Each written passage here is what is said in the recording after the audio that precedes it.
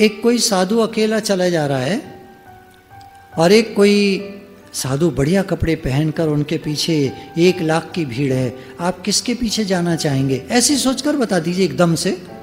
एक तो अकेला चला जा रहा है और एक 1 लाख की भीड़ जा रही है, आप किस में शामिल होना चाहेंगे? अचानक अगर पूछा जाए तो आप 1 लाख की भीड़ में शामिल होना चाहेंगे, और मेरे से पूछेंगे तो मैं उस एक के पीछे जाना चाहूंगा। लेकिन जो प्रश्न है उसका जवाब यही है कि भीड़ में ही लोग चलना चाहते हैं।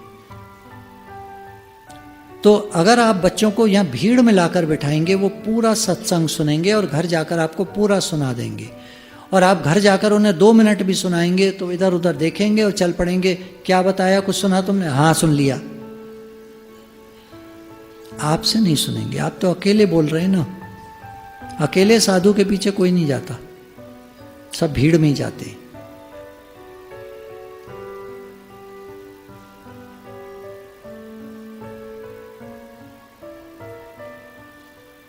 अब हम निष्कामता पर आ जाते हैं फिर से।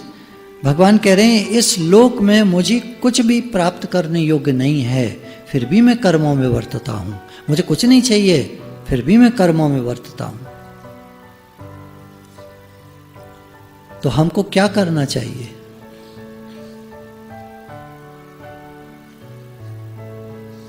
जो भगवान कह रहे हैं वो करना चाहिए। कर्म करो, आसक्ति मत करो, चिपको मत किसी भी चीज से। नेकी कर कुएं में डाल, सबके हित का काम करिए, यज्ञ सहित जीवन हो, सबके लिए हमारा जीवन हो।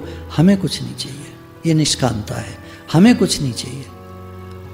जो मिला है, धन, परिवार, मकान, मान सम्मान, खूब ऐशो इशरत, भगवान करें आप सब खूब फलें फूलें। किस लिए? अपने लिए नहीं। एक वरदान है सब फलें फूलें, और एक श्राप है अगर अपने लिए जियोगे तो खत्म हो जाओगे, बर्बाद हो जाओगे। ये भगवान ने गीता में बोला है।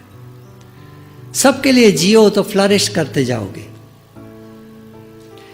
थोड़े समय के लिए मत देखिएगा। कोई भी आदमी जब मेहनत करता है, कोई चीज बनाता है, कारोबार करता है, तो वो खूब पैसा कमा लेता है। वो थोड़े से समय को मत देखिए।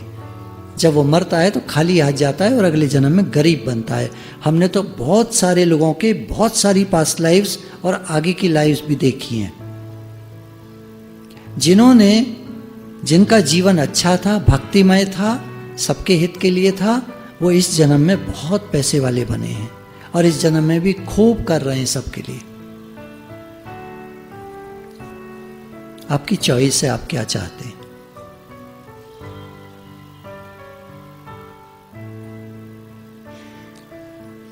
अब भगवान थोड़ा ज्ञान बता रहे हैं। 4था अध्याय 10वां श्लोक। पहले भी जिनके राग, भय और क्रोध सर्वथा नष्ट हो गए थे और जो मुझ में अनन्य प्रेम पूर्वक स्थित रहते थे, ऐसे मेरे आश्रित रहने वाले बहुत से भक्त उपयुक्त ज्ञान रूप तप से पवित्र होकर मेरे स्वरूप को प्राप्त हो चुके हैं। अब भगवान ज्ञान, भक्ति और कर्म तीनों का समन्वय लेकर चल रहे हैं। ज्ञान समझो, गुरु के पास जाओ।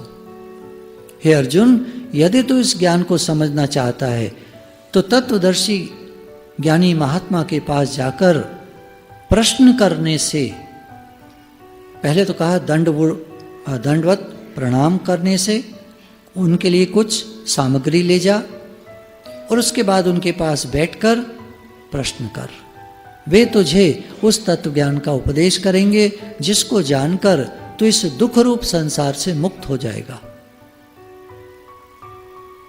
अगर गीता को पूरा आप अध्ययन करें ना, इतना बढ़िया आर्ट ऑफ लिविंग सिखाई है भगवान ने। जीवन जीने की ऐसी कला है कि आप कभी तो दुखी नहीं होंगे, जीवन भर आनंद में रहेंगे और लास्ट में परमात्मा को प्राप्त करेंगे। और भगवान की कृपा तो रहती है अपने भक्तों पर, जिनका ऐसा भाव होता है ना, भगवान हमें राजाई में रखना। उनको राजा जनक, राजा अम्बरीश, भगवान कृष्ण का जीवन देखिए, महाऐश्वर्यमय। भगवान राम महलों में, वे सब उदाहरण दिए उन्होंने, जैसा तुम चाहते हो। कबीरदास जी फकड़ी पने में,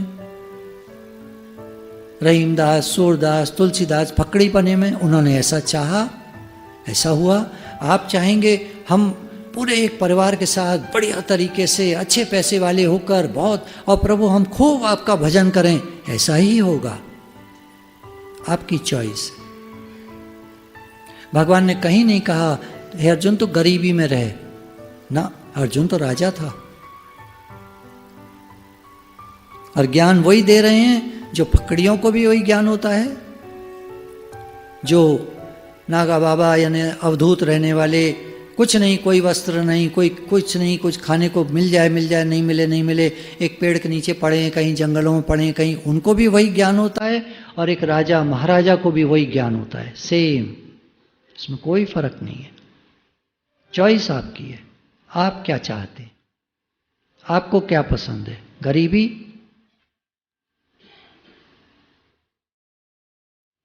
या एक अच्छा एक स्टेटस और खूब भजन। हमारी चॉइस।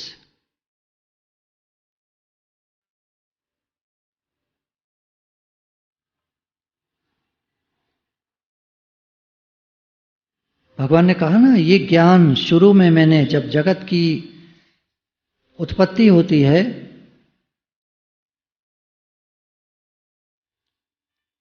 तो ये ज्ञान मैंने राजाओं को कहा।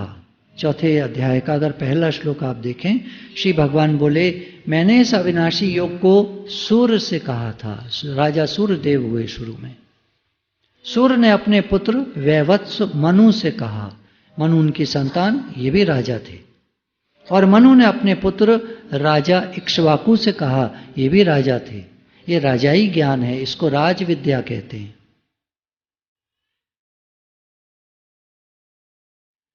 यहां जितने बैठे हैं किन्हीं से पूछे गरीब होना चाहते हो, कोई नहीं चाहता, पर बात करेंगे हमको कुछ नहीं चाहिए, पैसा वैसा हमको नहीं चाहिए। सुन लिया है ना निष्कामता क्या है, पैसा नहीं चाहिए हमको। कुछ निष्कामता का समझ शायद गलत उठा ली गई, किसी की गलती नहीं है, कुछ ऐसा हो गया।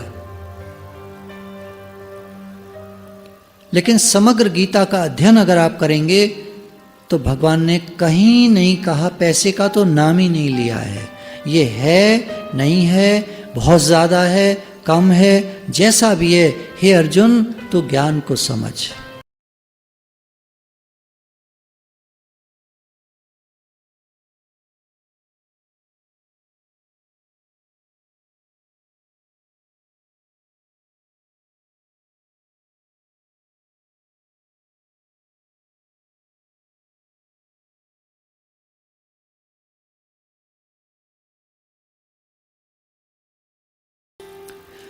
तो भगवान ने कहा देखो ज्ञान लगाओ जीवन में, क्या है, राग मत रखो, अटैचमेंट, आसक्ति को हटाओ। भय, किस बात का भय करते हो, संसार मेरा है और तुम मेरे हो। जब तुम ऐसा मानते हो मैं भगवान का हूं, भगवान मेरे हैं, तो डरो मत, मैं सब देख लूंगा। क्रोध, क्रोध को निकाल दो। तुम्हारा क्या है जिसके लिए तुम क्रोध करते हो? जब अपना मानते हो तभी तो क्रोध करते हो, जब सब कुछ भगवान का है तो क्यों क्रोध करोगे? किस पर क्रोध करोगे? सब कुछ तो भगवान का है। तुम्हारा क्रोध करने का मतलब क्या है? सब कुछ तो भगवान का है।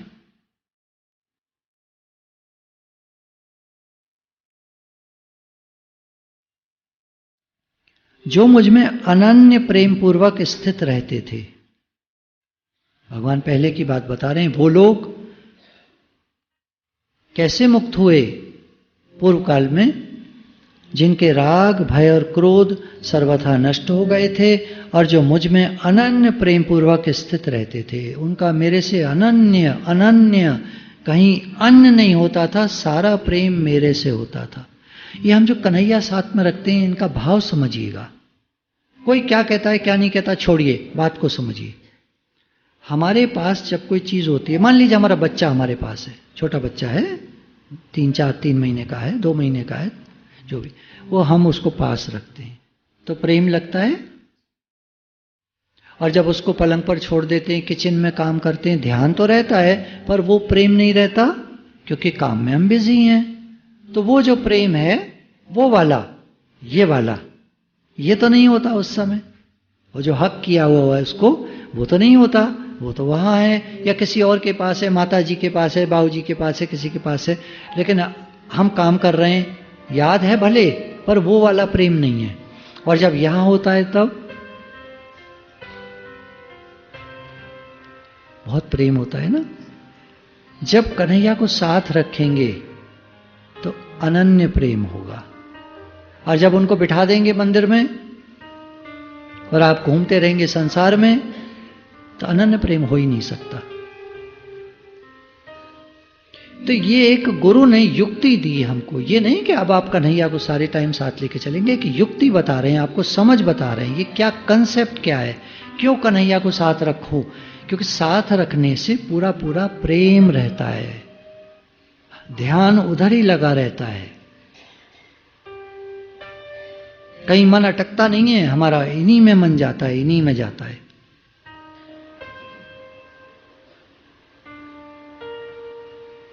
बाकी युक्तियां जैसे आपको ठीक लगे, बहुत सारी युक्तियां गुरु ने दी हैं। तो अनन्य प्रेम पूर्वक स्थित रहते थे।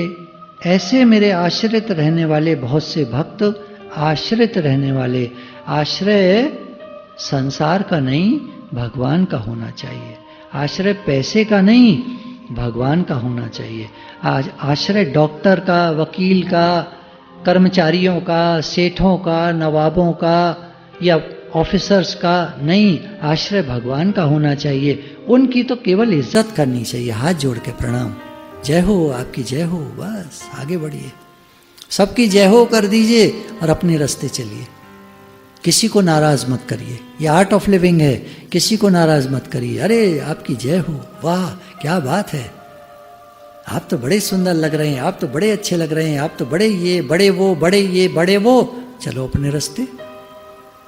उनको चढ़ा दिया, आप अपने रास्ते चलो, किसी में अटकना नहीं है। ये भगवान ने युक्ति दी है, ये राज की बातें होती हैं, जो समझ लेते हैं वो दुनिया में कामयाब हो जाते हैं।